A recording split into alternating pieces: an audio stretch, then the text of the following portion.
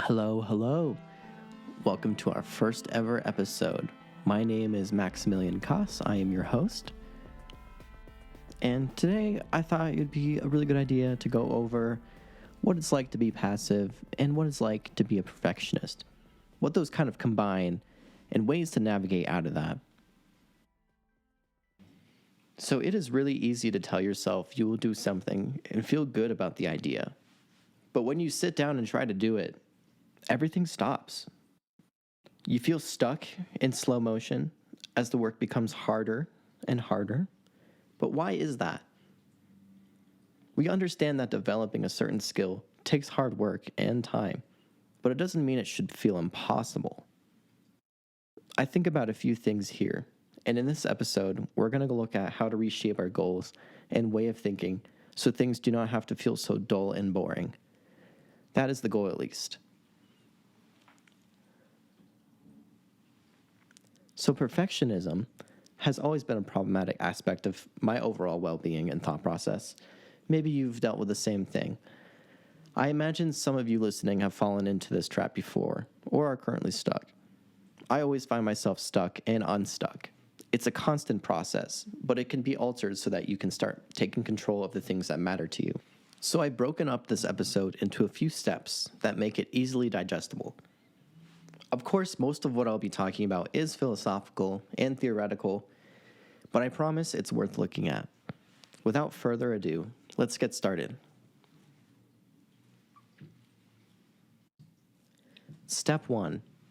Take a step back. So let's start with where I left off at the beginning of the episode. It's important to acknowledge that what you're doing could be more harmful than good. Try to read your emotions. Sometimes you need a reminder that what you're doing could easily lead to burnout. Maybe your premeditated intentions are not aligned with your current process. Recognize the problem before you're too invested.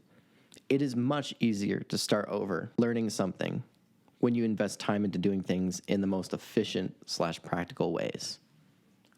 You can't learn a song on guitar if you don't learn the fundamentals of chord structure, for example. Ask yourself what your intentions are. Brainstorm and write out some of these ideas. Step 2, setting goals.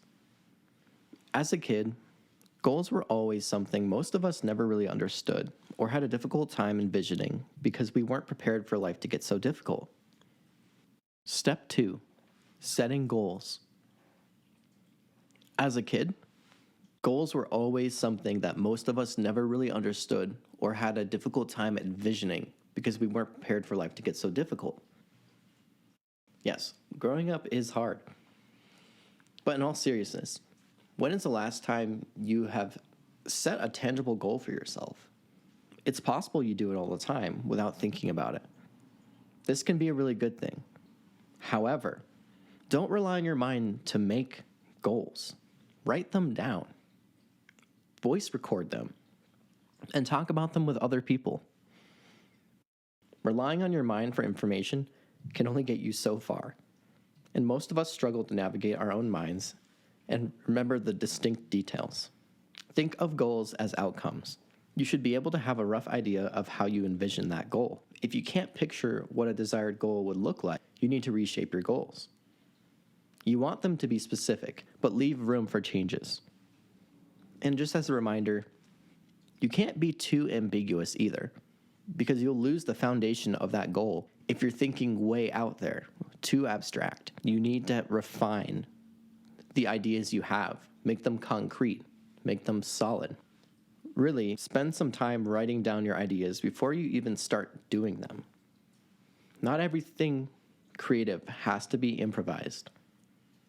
I assure you, things will get so much better for you and your process if you stop mixing perfectionism with improvisation.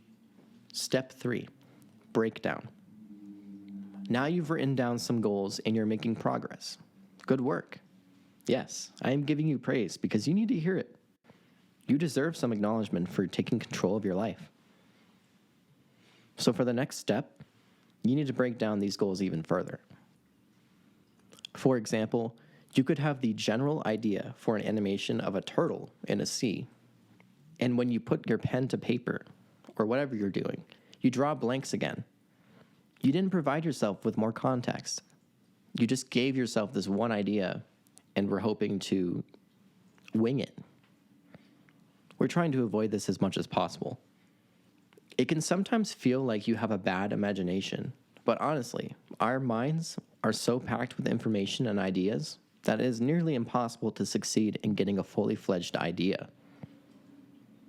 So break down that goal into a section of sub-goals.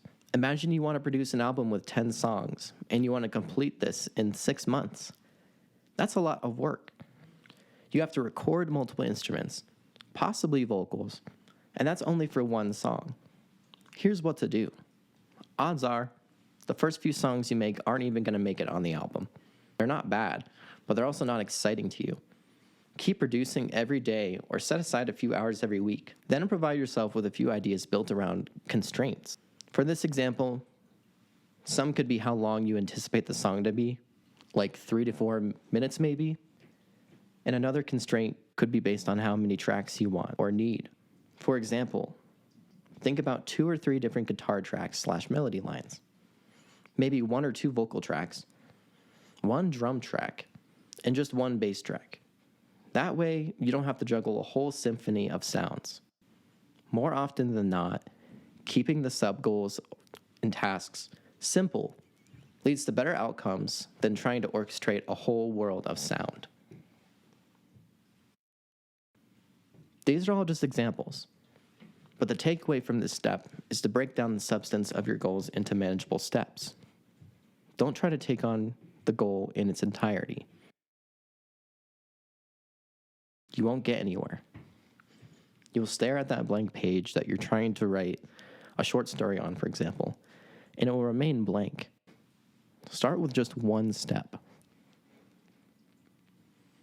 Step 4, time management. With the breakdowns written up, it is time to start pacing yourself. Learn what pace you need to work at by setting time constraints for your goals and tasks. The big picture of your ideas should never be short term, but your tasks should be. Pacing yourself can be hard. Not everyone can stare at a blank piece of paper and expect to just write for 4 hours. If you really struggle like this, like I do, try this. Be realistic with your goals. Do something for about 20 minutes and max it out at about an hour. So anywhere between 20 minutes to an hour. Focus on what you're trying to develop. After that time is up, give yourself a 10 to 15 minute break doing something to unload your mind. Maybe get a snack, lay down for a second, do some yoga, or go for a walk, whatever you feel. Do anything but the task you're trying to achieve until the time is up. This is where step 1 comes full circle. Take a step back and look at things from a different perspective. It is so easy to remain in the perspective you have had for the last hour or so. Step away from your work, however long you need to. Just make sure you set constraints with a little leg room. Imagine a task for your outcome goal is to sit down.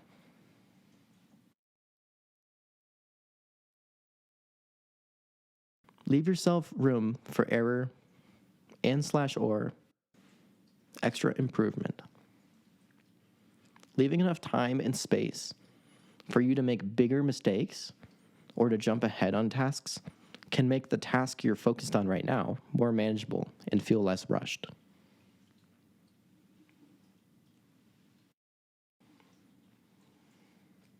Step 5, navigating your metaphysical space and having fun. The last step is to recognize what is in your control and what is not. What is not in your control could be the events that happen. Accidents happen. The future is constantly changing. You do have control, however, over a lot less than you think. Making the things you do have control over that much more important. Here's a few things that you do have control over. Taking risks, thoughts, perception of yourself, how you treat others, openness and honesty with yourself and with others, your schedule, productivity, work ethic, sleep, so how much sleep you get, breathing, very important, and exercise. So that's a list of some things that you have control over, kind of like the major things. And a lot of those you can use to your own advantage. Like, think about it with breathing. Since you have control over that, you can really focus your breathing and concentrate. If meditation isn't your thing, you can just skip this, but yoga and meditation are really helpful and great ways to manipulate your own breathing and have control over it.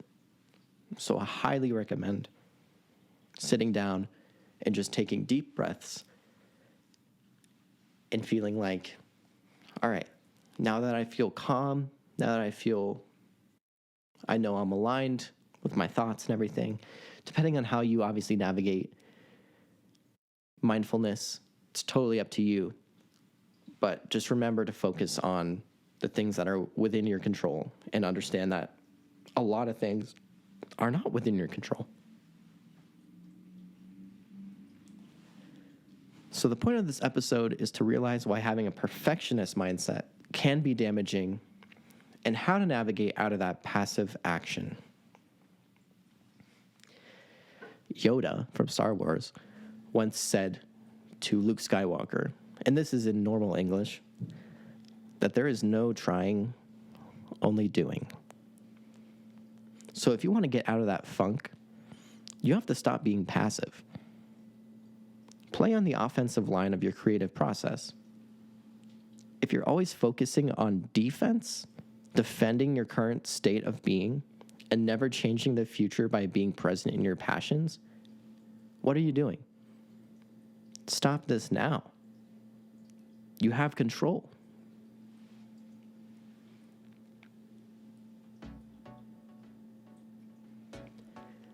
Anyways, I hope this episode was helpful. It's kind of a rant that I tried to form so you could understand it. The biggest takeaway I want you to have is to plan for success. Don't always think of it as success either. Have fun with it and let it be an extension of yourself. This episode is not for those who have figured out, but for those who have been dormant, just waiting to take action. Well, this is a sign to take back control of what makes you happy. Thanks for listening to the show.